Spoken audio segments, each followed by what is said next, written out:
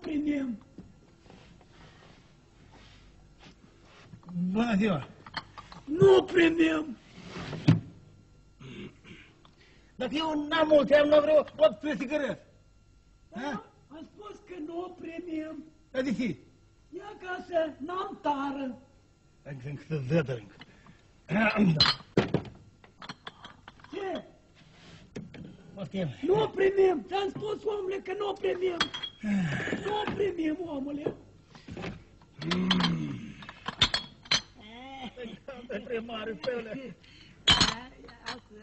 Așa, cum primim, nu primim.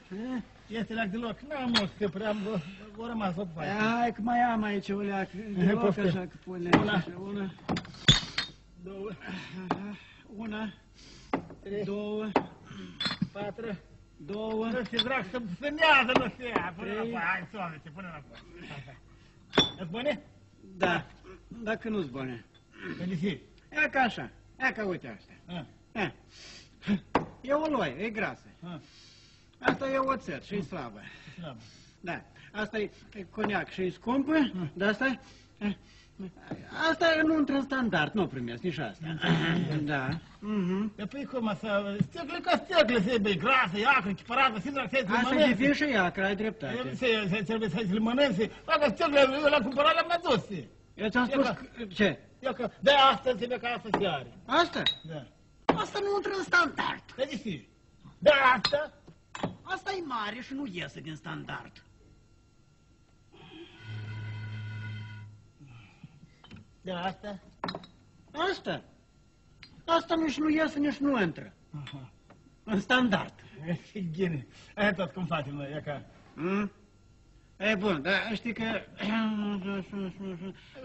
Nu-s bune, niciuna nu-s bune. De ce? Ia că nu-s bune și gata. Nu-s bune pentru că-s goale. E ca era vorba, da? Dar ăsta e o leacă. Îmi pare că te-am înțeles. Dă-le stățile înapoi, dă-le înapoi.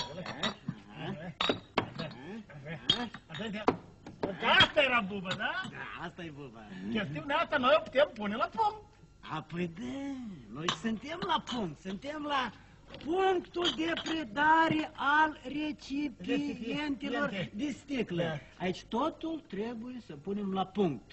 Noi, punctul nostru are punctul său de vedere, înțeles? Asta trebuie să spui la început. De la și până la. De la și până la. Dacă e să cotelă, o chem, am băută la gânea, Așa. Omule boncic, stai cu sticlele în drum,